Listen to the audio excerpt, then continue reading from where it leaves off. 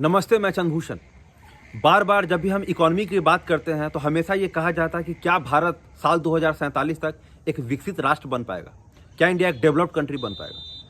कई बार TV debate में आप ये देखिए तो ये सिर्फ और सिर्फ प्रोपेगेंडा फैलाया जाता है, क्योंकि वो कभी भी असलियत नहीं बताते कि भारत में प्रति व्यक्ति आय कितना है या भारत में इन्वेस्टमेंट कितना हो रहा है। क्योंकि अगर न्यूज़ चैनल वाले ये सही दिखाएं तो उनमें से कई लोगों की नौकरी ही चली जाएगी। मैं ये भली भांति जानता हूं, क्योंकि मुझे काफ़ी वक्त जो है न्यूज़ चैनल्स और उसके जो रिपोर्टर जो कवर करते हैं उनके साथ बिताने का मौका मिला है। तो आज आइए हम इस चीज़ को समझते हैं कि क्या भारत एक्चुअल में एक डेवलप्ड कंट्री बनने की ओर अग्रसर है और क्या हम 2047 तक ये जो टारगेट है वो फिल कर पाएंगे।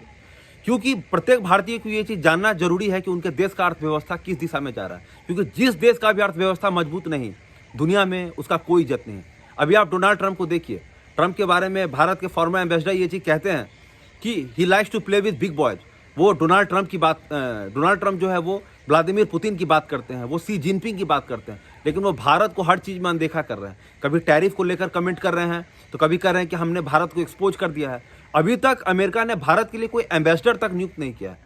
तो कहने का ये मतलब है कि हमें इस बात की जरूर चिंता करनी चाहिए कि हमारे देश की अर्थव्यवस्था किस दिशा में जा रही है। क्योंकि जिस देश का कंट्री का इकोनॉमी ही ठीक नहीं रहेगा, फिर वहाँ पे नए जॉब्स होंगे, फिर वहाँ पे पॉवर्टी होंगे और फिर वहाँ पे क्राइम बढ़ता है। बहुत तरह का समस्या जो है, इस जो कम ग्रोथ रेट है वो अपने साथ लेके आता है। तो आज मैं इस मुद्दे पे बात करना चाह रहा हूँ कि क्या भारत साल 2047 तक एक डेवलप कंट्री बन पाएगा। सबसे पहले तो भारत का जो अभी का प्रति व्यक्ति आय है वो $2500 है, $2500 पर पर्सन। अगर हमें एक डेवलप्ड कंट्री बनना है तो उसका जो एक मार्क होता है कि हमारा जो पर कैपिटा इनकम है वो $12,500 से अधिक होना चाहिए। ये 5 गुना से भी अधिक है। तो क्या आप कहेंगे क्या जो अगला 22 साल है उसमें हम ये टारगेट अचीव कर पाएंगे? सबसे पहले तो भारत का जो अभी औसतन ग्रोथ रेट है वो लगभग 6% से 6.5% के बीच है। बहुत सारे अर्थशास्त्री कहते हैं कि ये डेटा भी गलत है, क्योंकि एक तरफ तो भारत बताता है कि उसका ग्रोथ रेट 6 से 6.5% के बीच है, लेकिन वहीं वो कहता है कि उसका कंजम्पशन कम है, उसका एक्सपोर्ट भी उस हिसाब से नहीं बढ़ रहा, यहाँ पे प्राइवेट इन्वेस्टमेंट भी कम हो रहा है। जब ये सारे मार्क ये दिखा रहे हैं कि आप पहले से कम हो रहे हैं, तो फिर ये ऐसा कैसे हो सकता है कि आपका ग्रोथ रेट है वो 6% है, 6.5% है। चलिए वो एक अलग मसला है। आखिर भारत में क्यों प्राइवेट इन्वेस्टमेंट कम हो रहा है, ये एक बहुत ही चिंता की बात है। क्योंकि हमारे पास तो एक स्टेबल गवर्नमेंट है, लेकिन आप देखिए भारत में प्राइवेट इन्वेस्टमेंट कम हो रहा है। चाहे फॉरेन भी हो, फॉरेनर इन्वेस्टर वो भी कम इन्वेस्ट कर रहे हैं, और जो देश में भी इन्वेस्टर हैं वो भी कम इन्वेस्टमेंट कर रहे हैं। मैं आपको एक न्यूमेरिकल डेटा बताता हूँ। हर $100 जो पिछले कुछ सालों में जिसने चाइना छोड़ा है, भारत में मात्र $10 से $15 आए हैं। बाकी सारे पैसे वियतनाम चले गए हैं, कंबोडिया चले गए हैं, मेक्सिको चले गए हैं। अगर भारत में सब कुछ अच्छा होता, अगर भारत में बिल्कुल फेयर कंपटीशन होता, अगर किसी भी इन्वेस्टर को लगता कि भारत में पैसा लगाने से उनका पैसा जो है ग्रो करेगा, वो भारत में पैसा लगाते। लेकिन ऐसा क्यों है कि प्रत्येक $100 में भारत में केवल $100 से $15 के बीच आया। मतलब कि यहाँ पे एक बहुत बड़ा कमी है, क्योंकि भारत में तो लेबर चीप है और चाइना के बगल में भी है। तो इसका जो सबसे बड़ा जो कारण है, मैं आपको कारण बताता हूँ, वो ये है कि सरकार ने ये तय कर लिया है कि हम नेशनल चैंपियंस को फेवर करेंगे, चाहे वो गौतम अडानी हो, चाहे वो मुकेश अंबानी हो, इस तरीके से कुछ उद्योगपति। और जो बाहर के इन्वेस्टर हैं या जो देश में भी ज़्यादा पैसे वाले, वो भली भांति ये चीज़ समझ गए हैं कि जब भी हमारा इन नेशनल चैंपियन से टक्कर होगा, जब भी हम किसी क्लास में फंसेंगे, तो बिना कुछ पूछे कोई भी जो रेगुलेशन है वो उनके फेवर में कर दिया जाएगा और इस तरीके से इनका नुकसान हो जाएगा।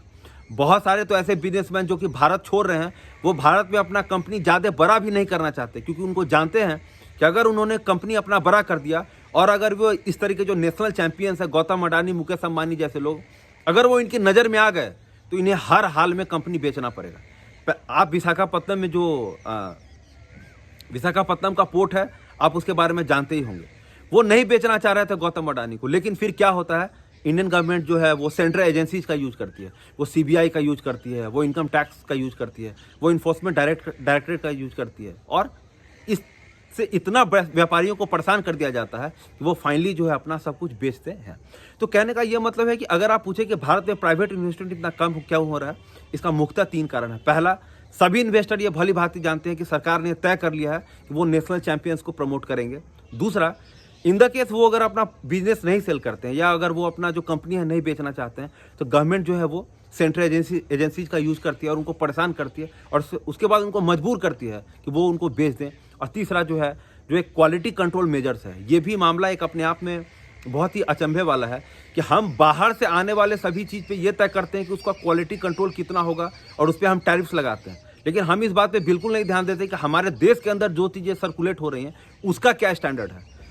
अभी अभी अरविंद सुब्रमण्यम ने ये पोस्ट भी लिखा है कि हमें इस चीज़ को इंश्योर करना चाहिए कि जो लोकल पीपल हैं, जो कि यहाँ पे बाहर से सामान मंगवा रहे हैं, उनको बाहर से सामान मंगवाने में ज़्यादा प्रॉब्लम नहीं हो। क्योंकि भारत जो 1991 में जिसने अपना मार्केट खोला, साल 2018 में उसने अपना पॉलिसी रिवर्स कर दिया था और उसने बाहर से आने वाले बहुत सारे सामान पे उसने जो है अपना टैरिफ लगाया था, जिसके बाद क्या हुआ था कि कोई भी प्रोडक्ट बेचने में जो है यहाँ के लोगों को मीन्स ज़्यादा कॉस्ट पड़ रहा था और भारत के जो प्रोडक्ट्स हैं वो फॉरेन मार्केट में बहुत ज़्यादा अनकम्पिटिटिव हो गए थे।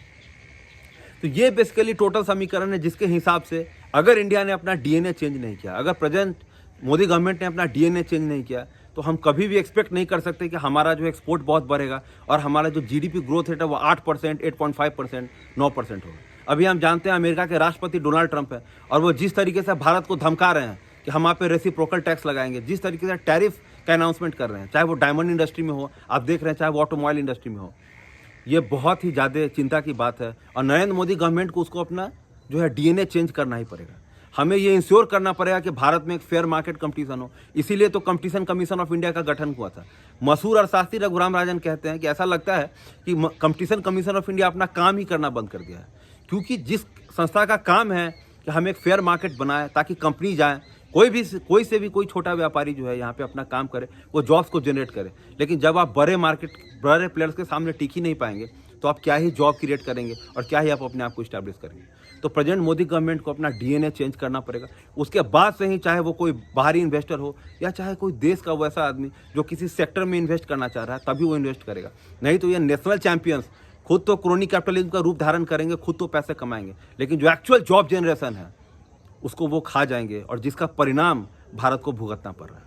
तो यही आज बेसिकली मैं आपको बताना चाह रहा था कि अगर इस हिसाब से भारत चलता रहा, यही 6 to 6.5% ग्रोथ रेट होता रहा और यही नेशनल चैंपियंस को फेवर किया जाता रहा और जो है मैं सीबीआई ईडी को यूज करके उनको दूसरे कंपनी को हैंड ओवर किया जाता रहा, हम कभी भी 2047 तक $12,500 नहीं पहुंच पाएंगे और जो रफ्तार है हम मैक्सिमम $5,000 भी नहीं पहुंच सकते। तो भारत की इकोनॉमी के लिए एक बहुत ही मीन्स एक ऐसा पीरियड है जहां पे बहुत सारे इंपॉर्टेंट डिसीजंस लेने होंगे और नरेंद्र मोदी गवर्नमेंट को अपना डीएनए चेंज करना ही होगा। उम्मीद है आपको ये वीडियो पसंद आया होगा। धन्यवाद।